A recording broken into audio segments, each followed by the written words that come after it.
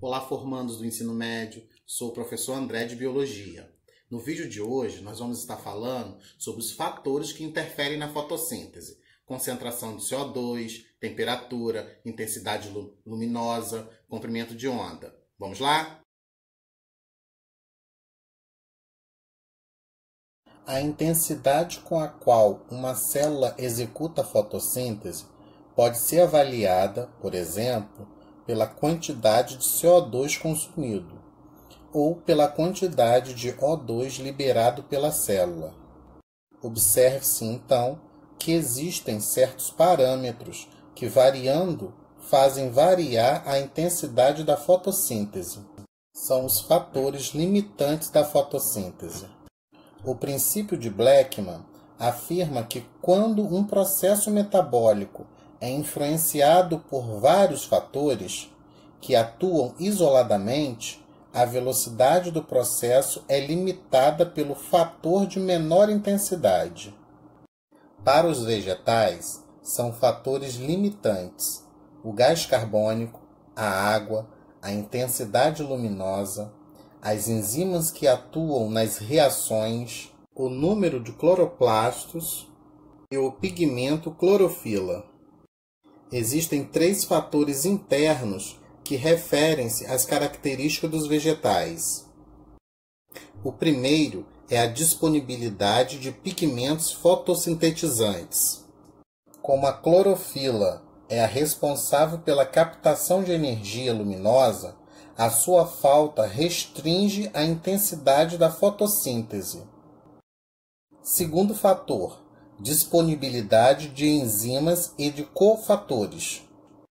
Todas as reações fotossintéticas envolvem a participação de enzimas ou de cofatores, transportadores de elétrons, que devem existir em quantidade suficiente. Terceiro fator, os cloroplastos. São as organelas onde ocorrem as reações de fotossíntese. Quanto maior o número de cloroplastos, maior a eficiência do processo. A importância da temperatura. Qualquer temperatura abaixo ou acima da ótima resulta em condição limitante para as reações de fotossíntese. Abaixo da temperatura ótima, a energia cinética das moléculas reagentes é insuficiente para conseguir um rendimento químico. Acima da temperatura ótima, as enzimas vão se desnaturando, podendo até parar as reações. Plantas mantidas em condições ideais de luminosidade e concentração de gás carbônico aumentam a taxa de fotossíntese à medida que aumenta a temperatura ambiental, até próximo a 40 graus. Acima desse limite de temperatura, haverá drástica redução não só da fotossíntese, mas também da maioria das reações vitais.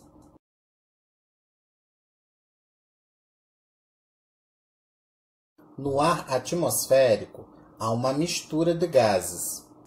Em condições ideais de luminosidade e de temperatura, a taxa de fotossíntese aumenta progressivamente em função do aumento da concentração de CO2 no ar, até que atinja um limite.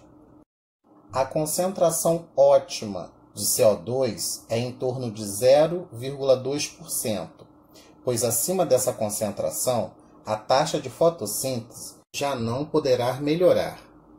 Consequentemente, qualquer concentração abaixo desse ótimo está funcionando como limitante para o melhor rendimento do processo.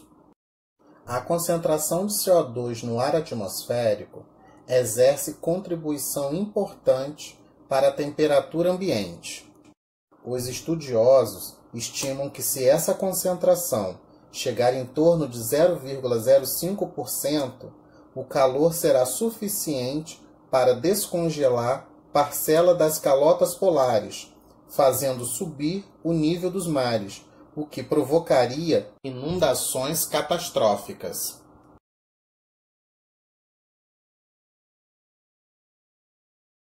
Sendo a energia luminosa de natureza ondulatória eletromagnética, a frequência ou o comprimento de ondas determina as diferenças de cores nos aspectos visíveis, enquanto a amplitude é responsável pela intensidade luminosa, forte ou fraca.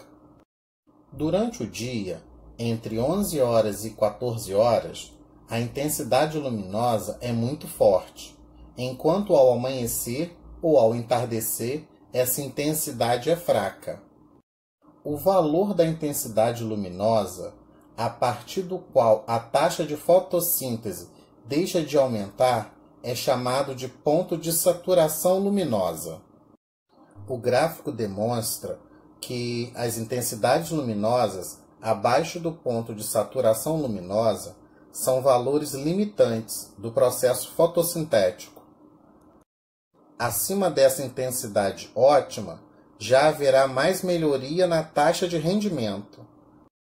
Os fatores analisados estão todos presentes ao mesmo tempo no ambiente e os componentes limitantes podem ser 2 ou mais concomitantes. O que se procura analisar nas condições naturais é qual deles estará influindo de maneira mais decisiva como fator limitante da fotossíntese.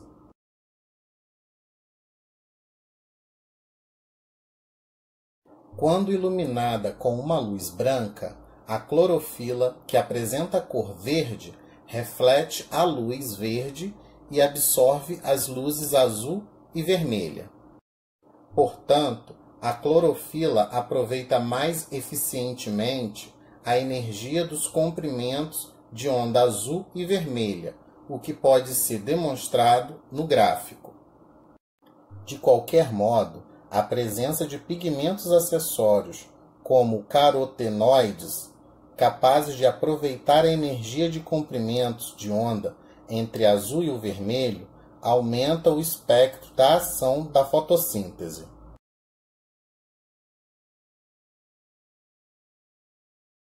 Embora as algas e as plantas, organismos autotróficos fotossintetizantes, sejam os principais produtores dos ecossistemas, eles não são os únicos. Existem outras fontes de produção de matéria orgânica.